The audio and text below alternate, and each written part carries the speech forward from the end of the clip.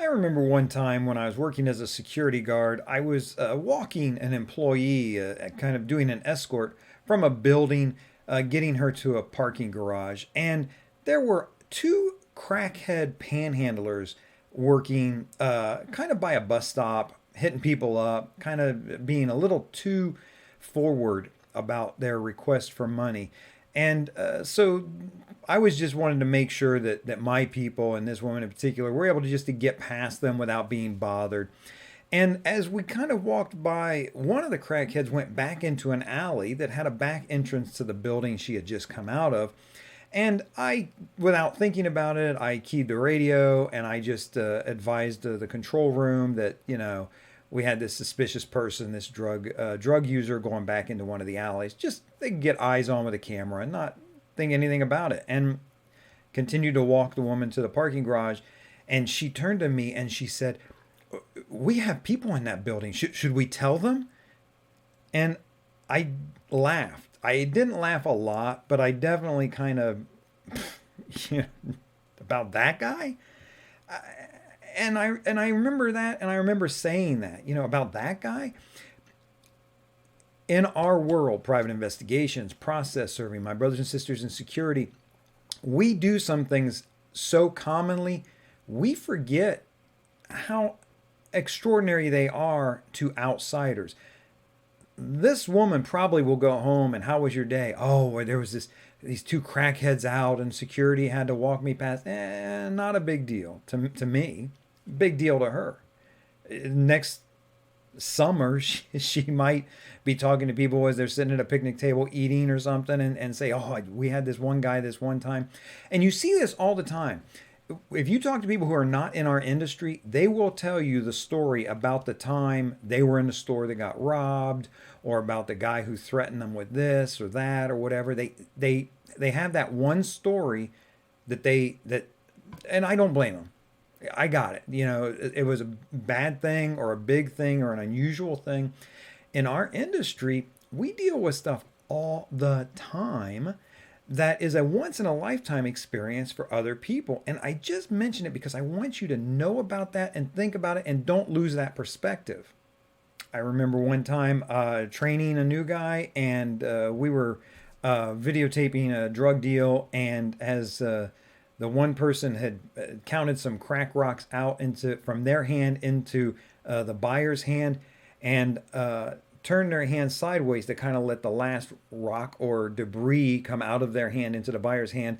And I made the comment, "Oh, dust it off. Don't miss any crumbs." And at that exact moment, just in half a second, the person put their hand up and dusted the rocks off, just that last little bit of dust powder into the buyer's hand.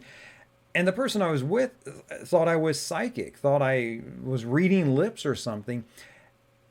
It's because that's just so common. When you see him handling rocks that way, it's just an everyday occurrence, and I just knew it, and I mentioned it kind of half jokingly, and I forgot in the moment. This is not an everyday thing to other people. It's how often do you sit around and watch somebody deal crack? Probably not that often. Now, I bring this up for two reasons. One, I want you to be gentle with other people, the people around you. First of all, this is likely going to be in clients or client/victims. They're just in a different world than us. They're just in a different world than us. And when they come to you with a problem, be sympathetic. Don't roll your eyes. Don't say, "Well, did you file a report with the police?" Why didn't you file a report? That's, why didn't you call the police? Why didn't you do that? No. Look, man, they're a victim. Give them a break. There's nobody that comes and talks to us because they're having a good day. There's nobody that comes to us because they've got things in order. They're frequently having problems, be it a cheating heart, an spouse that's being unfaithful to them. Maybe they're paying workers' compensation to a guy who's hustling them or cheating them. All sorts of, the cases we take. It's a big deal to them. They're likely a victim. Treat them with compassion. Don't judge them. Help them as much as you can. Also, the people you're dealing with. If you're working criminal defense work, or maybe you're interviewing people, you're not always interviewing. It's not like it's clergy and businessmen and upright citizens that are around when crimes happen. A lot of times you're talking to some bad guys. Maybe you're talking to the bad guy. You're trying to get him to tell you things so you'll know what the testimony is going to be when it goes to court. But be as compassionate as you can. Certainly be respectful as you can to them. My brothers and sisters in security, everyday stuff, running off panhandlers and crackheads and trespassers off of your property.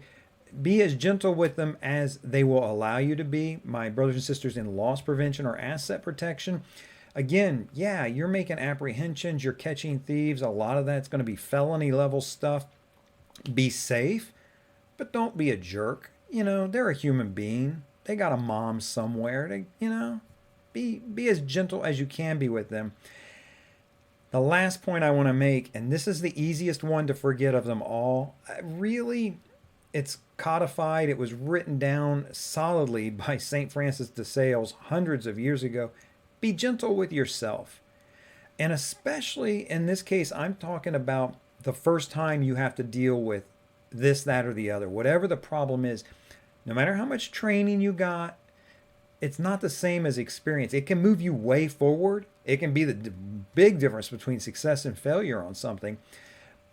But the first time you have to deal with something, it can be, don't be too hard on yourself. If you witness a robbery in progress and you say, yeah, they took off northbound, and then you realize 5 minutes later, all the police are looking, and you was actually southbound, don't be too hard on yourself. These things happen.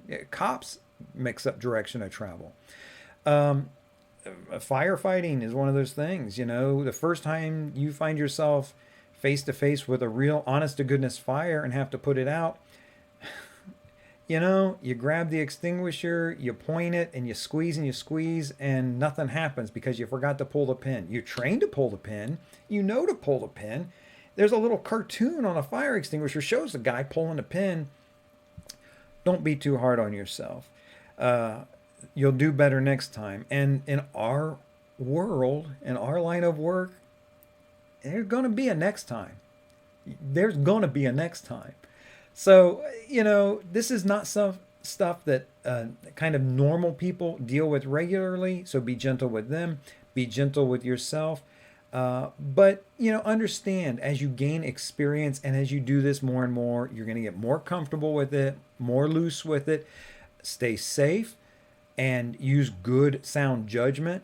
And remember, this is a very critical point right here. This is so critical. I feel bad for anybody that's clicked away. You do not rise to the level of the threat. You default to the level of your training. You do not rise to the level of the threat. You default to the level of your training. You're not going to figure out some stuff on the fly, on the go. You're just not going to.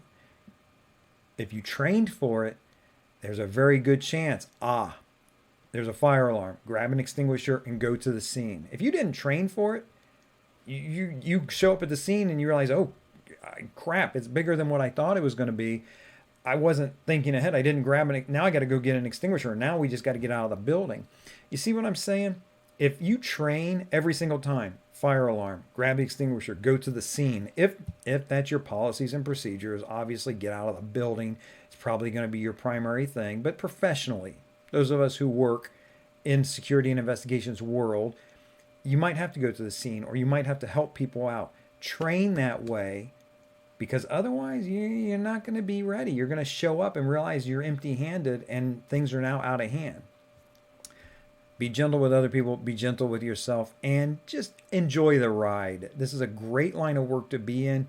You will develop over the years dozens, maybe hundreds of stories that are once-in-a-lifetime experiences for everybody else. So just enjoy the industry a little bit.